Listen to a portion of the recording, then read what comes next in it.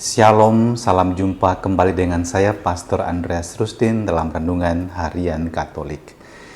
Kita akan melanjutkan permenungan kita tentang kisah-kisah kebangkitan Yesus.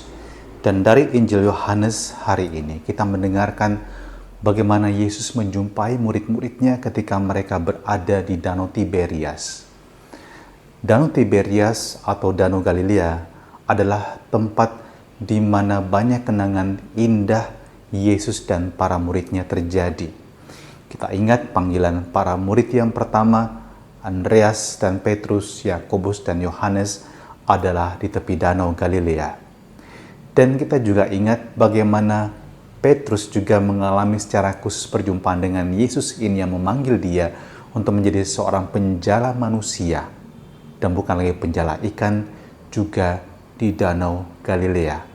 Ketika dia menangkap ikan dan kemudian pada pagi hari dia kembali ke pantai dan tidak menangkap apapun juga.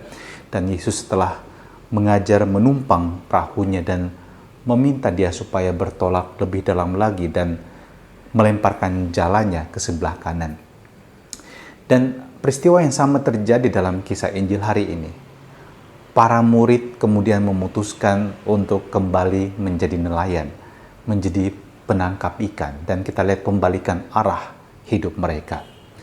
Dari penjala manusia, mereka kembali menjadi penjala ikan. Ini merupakan sebuah kemunduran, dan ini melambangkan juga titik di mana dalam kehidupan kita pun mungkin kita mengalami kemunduran, mungkin kita mengalami kegagalan, mungkin kita jatuh dalam dosa yang sama lagi. Dan pada waktu itu mungkin kita bertindak, oke, saya sekarang terpisah dari Tuhan dan biarlah saya menjadi seperti ini. Dan apa yang terjadi dengan para murid melambangkan situasi hidup kita itu. Tetapi kita bisa melihat bagaimana Yesus yang bangkit tetap menyatakan bahwa tidak ada broken relationship antara dia dengan murid-muridnya. Yesus mendatangi mereka dan persis seperti peristiwa dahulu ketika Petrus akhirnya mengenal siapa Yesus ketika Yesus membuat mujizat untuknya dengan menangkap begitu banyak ikan di Danau Galilea. Demikian juga para murid melihat, mengalami sendiri bagaimana mereka akhirnya dari tidak menangkap apa-apa kemudian menangkap begitu banyak ikan untuk kehidupan dan kebutuhan mereka sendiri. Saya mau katakan kepada Anda hal ini. Tuhan selalu menjumpai kita dalam perjalanan hidup kita.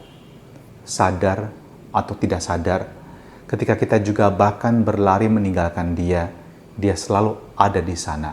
Dan Dia membawa kita kembali kepadanya, juga bahkan melalui kenangan-kenangan yang manis dalam peristiwa kehidupan kita.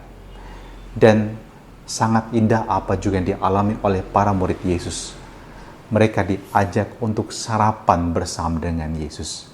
Anda tahu makan bersama, mengundang orang untuk makan bersama adalah tindakan keramah tamahan sebagai tuan rumah.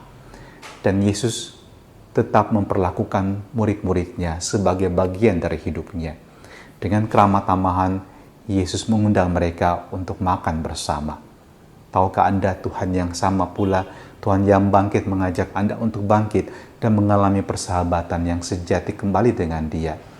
Apapun kegagalan kita di masa lalu, jangan pernah berhenti dan menyerah dengan hidup Anda. Anda harus bangkit kembali.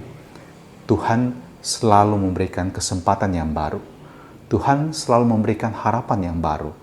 Tuhan membuka jalan untuk masa depan yang lebih baik untuk Anda semua. Mari kita mohon, semoga kekuatan kebangkitan Tuhan juga memberikan kepada kita kekuatan yang baru. Saat kita mungkin putus asa, kecewa dengan diri kita sendiri, atau mungkin kecewa dengan peristiwa-peristiwa hidup kita, pegang tangan Tuhan dan biar Dia menarik engkau kembali untuk melangkah dengan optimisme, dengan sesuatu yang lebih baik untuk menuju ke masa depan yang lebih baik pula. Dan terimalah berkat Allah Maha Kuasa untuk menyertai Anda sepanjang hari ini, dalam nama Bapa dan Putra dan Roh Kudus. Amin.